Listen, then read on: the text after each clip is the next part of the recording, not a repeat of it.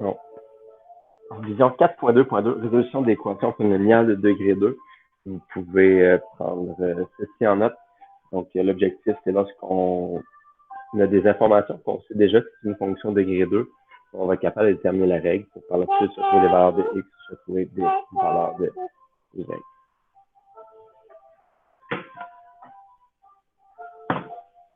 La première chose.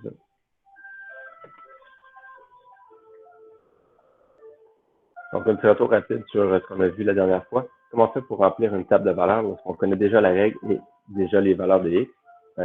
On va remplacer simplement la valeur de x par on va remplacer x par la valeur qui est dans la colonne. Par exemple, si je commence ici, je vais faire 0 exposant 2 qui donne 0. 0 fois 3, ça donne 0. Ce qui est tout à fait normal. Une fonction de degré 2, je rappelle, ça passe toujours par le point 0, 0 pour notre cours de CST4. Si je remplace x par 1, donc je vais obtenir 1 au carré qui donne 1 fois 3, donc qui va donner 3 ici. Je vais faire la même chose avec le 2. 2 au carré, ça fait 4 fois 3, ça donne 12. 3 au carré, ça fait 9 fois 3, ça fait 27. Ça, c'est intéressant. Comme la fonction polynomiale de degré 2 est symétrique, les valeurs qui est ici à moins 1, c'est la même valeur qu'à 1. Donc, si c'est 3, ici, ça va être 12, ici, ça va être 27. Pourquoi? Ben, moins 3 au carré ou 3 au carré, ben, ça donne toujours 9. C'est comme ça qu'on remplit ici. Maintenant, on a le même type de question remplie le tableau. La seule différence, c'est qu'on n'a pas la règle. Évidemment, 0, ça donne 0, mais après ça, on n'a pas assez d'informations. C'est là qu'on va voir prendre les notes de cours. On va prendre l'exemple tout simplement. Donc ici, exemple, on a une règle qu'on ne connaît pas encore, on va l'appeler f de x égale à x carré. On a le point, par exemple, on peut remplacer le point de notre choix. Ici, qu'est-ce qui est intéressant? On a 3 valeurs qu'on pourrait changer. Donc, le x, le y et le a. Si je suis capable d'en changer 2, d'en remplacer 2 par des valeurs que je connais, je suis capable de dire la troisième valeur. Parce que si je suis capable d'isoler le a sans trop de problème. Donc, comment je fais ça? C'est comme le dernier cours, c'est un petit rappel. Là, je peux remplacer le point, par exemple, moins 1, 2. Donc, posons moins 1,2 est élément de f. Donc, ici, je remplace 2 est égal à a entre parenthèses moins 1 au carré. Donc, 2 est égal à a, moins 1 au carré, ça va me donner 1, donc soit 1. Donc, ici, a est égal à 2. Ça veut dire qu'il y a ma règle que je connais maintenant.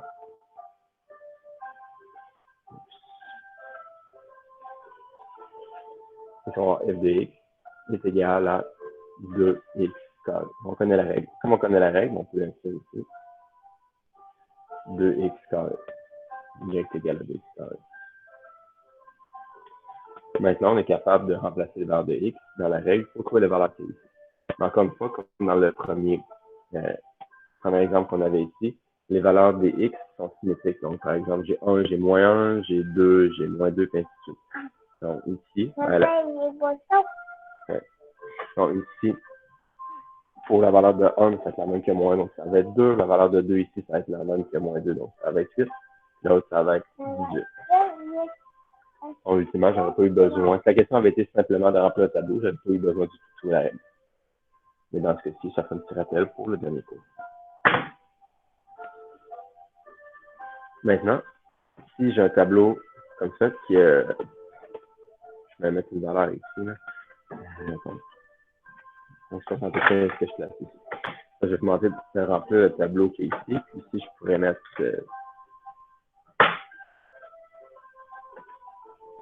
50 000. Puis ici, je pourrais mettre d'autres valeurs, 0, puis voilà. Donc, c'est une question qui est un peu plus difficile. On va être capable de trouver la règle, parce qu'on a au moins un point. Par la suite, on va être capable de remplir la case ici et la case ici, parce que c'est la même chose que l'autre question. Une fois qu'on va trouver la règle, on va remplacer les valeurs de x. Même chose, ici, je vais remplacer x pour trouver la valeur qui est là. Par contre, pour trouver les valeurs qui est ici, il va falloir faire les opérations inverses. Monsieur? Oui. Je sais pas si c'est moi, mais j'entends juste la musique en arrière. Ouais, ça, c'est ma fille qui fait. Je vais aller arrêter. Je vais arrêter la musique, allez. Ok. Désolé, merci de le dire. Bon, on va arrêter la musique. Bon, on va arrêter la musique. Ça l'arrêtera jamais, ça, c'est ça, tu sais.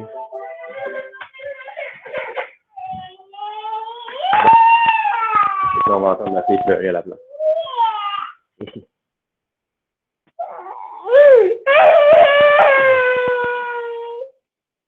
C'est super travailler à la maison. Regarde, ça dodo.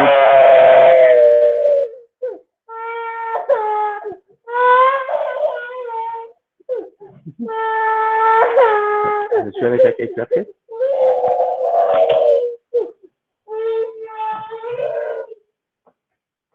Bon, ça va pleurer un petit peu, après ça, on revient au cours. Exemple 2. Ensuite, on veut trouver la règle. On va faire encore une fois la même chose que tantôt. On va remplacer le point qui est ici. Ouais. F de x est égal à... Je ne sais pas si vous êtes capable de m'entendre quand même. Là. Je vais essayer de parler un petit peu plus fort. Donc, f de x est égal ici à x carré. Donc, on fait comme tantôt. Posons le point. On a le point 5,75. Est élément de la fonction f. Là, on va remplacer 75 ici. Est égal à qu'on ne connaît pas, x, c'est 5 au carré. Ça donne 75 égal à a fois 25. Ça veut dire qu'ici, a va être égal à 3.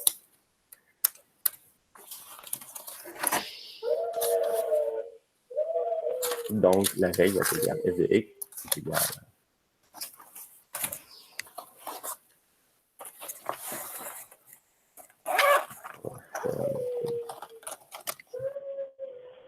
donc, si f de x est égal à 3x carré. On connaît la règle. Donc, y ici égale 3x carré. Comme on connaît la règle, on va être capable de remplacer la valeur de moins 12.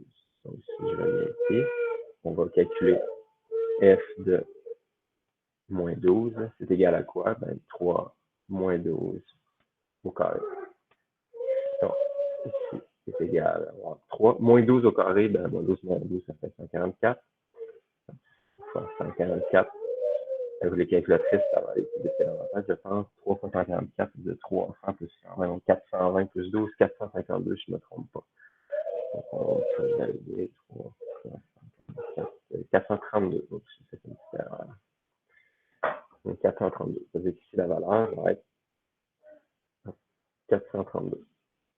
On fait la même chose avec le 7. On peut prendre la calculatrice, faire 3 fois 7 au carré. Donc, ça va donner 147 dans ce cas-ci. Puis, 3 fois 10 au carré. 10 au carré, ça fait 100 fois 3, ça fait 300. Donc, ça, c'est la partie plutôt simple. Maintenant, là, c'est nouveau pour aujourd'hui.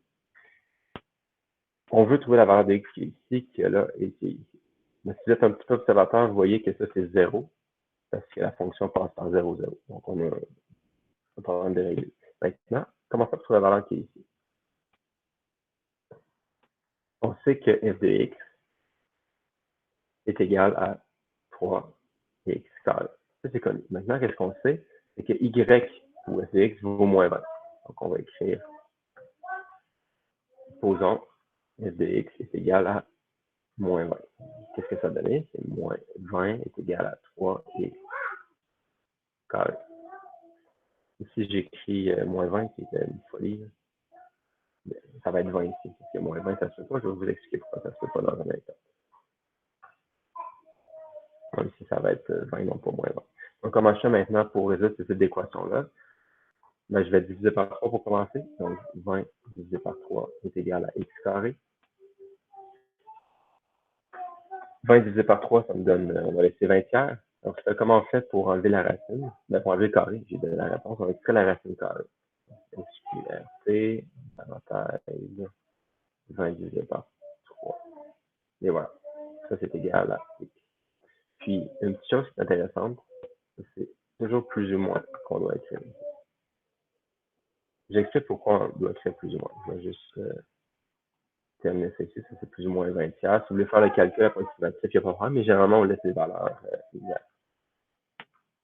Donc ça donne à peu près 2,58. Donc,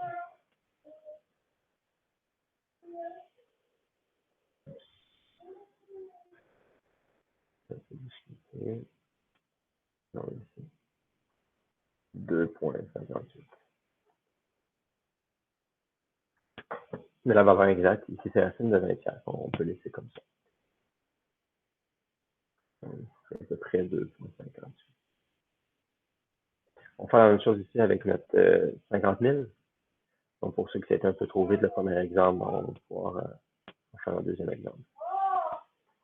Donc, c'est encore une fois que f de x est égal à 3x carré. Posons ici, dans ce cas-ci, ça va être f de x égal à 50 000.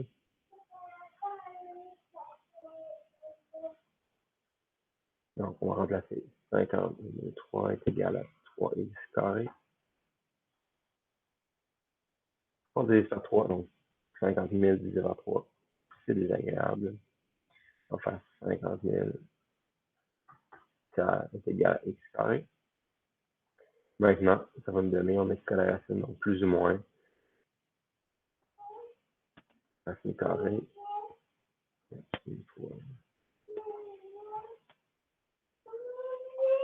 de 50 000 3 divisé par 3. Et voilà, c'est égal à x. Ou approximativement, calculer ce que ça donne là. 50 000 tiers.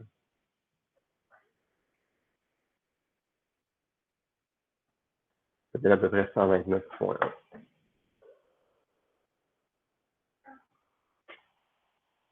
Donc 129, ici à peu près 129,1. Donc si c'est votre examen, puis c'est une réponse courte, ça serait intéressant de savoir si votre réponse est bonne. On va simplement prendre la calculatrice, remplacer la valeur de x ici par.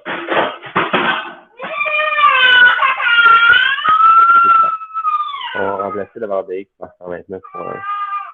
Donc on prend 129,1. J'ai ici allez. Au carré, fois 3 qui donne bien 50 000.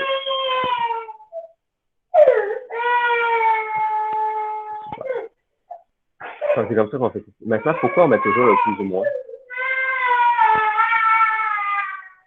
Donc, ce qu'il faut savoir, en fait, si j'ai x carré est égal à 9. Quelles sont les valeurs de x que je peux remplacer ici pour que ça donne 9? Si j'extrais la racine, ça va donner x est égal à plus ou moins 3. J'ai essayé de rectifier ça.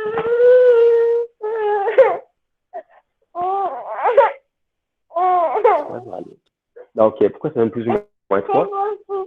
Ah oui, tu as fait un gros caca. Super. Papa va aller changer. Papa finit son cours, ça sera pas bien long. En 2-3 minutes. Après ça, je vais aller changer ton gros caca. Ouais, ça va être sur YouTube. Donc, x égale plus ou moins 3, pourquoi? Ben, si je remplace x par moins 3, donc si je mets moins 3 au carré, au carré comme ceci, qu'est-ce que ça donne? Ça va donner 9.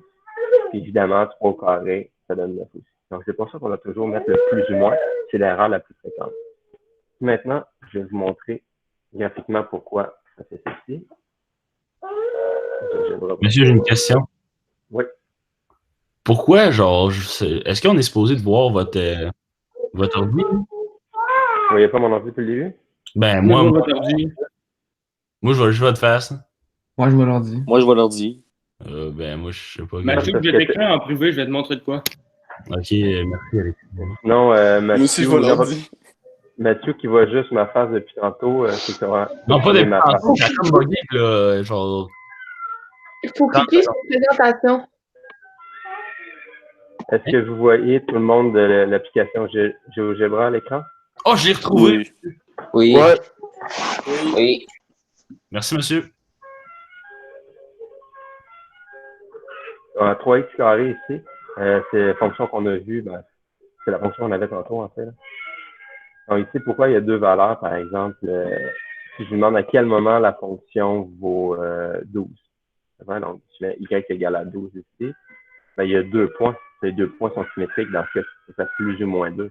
Si je demande à Logiciel de me trouver l'intersection entre les deux fonctions, elle va me trouver les points A et B. Vous voyez, ça donne bien 12 et 2, moins 2 et 2. Donc, c'est pour ça qu'on trouve toujours deux valeurs. Si on veut résoudre 3x carré est égal à 12, donc si on veut résoudre ceci, on va résoudre cela. Je fais mon dernier exemple, puis après, je vais changer ton caca et donner une banane. Donc ici, y est égal à, je vais juste monter ça un petit peu, à 3x carré. Puis on veut remplacer y par 12, qui était la valeur ici. On voit c'est 12, ou ici c'est 12. Donc, si je remplace, posons y est égal à 12. Genre 12 est égal à 3x carré comme ceci. Puis, je vais diviser par 3 de chaque côté. Ça veut dire que 4 est égal à x carré. Comment je fais maintenant pour enlever le carré? Je fais la racine. Donc, ça va donner racine carrée de 4. En fait, je peux le laisser comme ça. Ça va être plus ou moins 2 est égal à x. C'est pour ça qu'ici, j'ai la valeur 2 et la valeur moins 2. Ces valeurs vont toujours être symétriques. Donc, c'était le but du cours aujourd'hui, c'est résoudre des équations.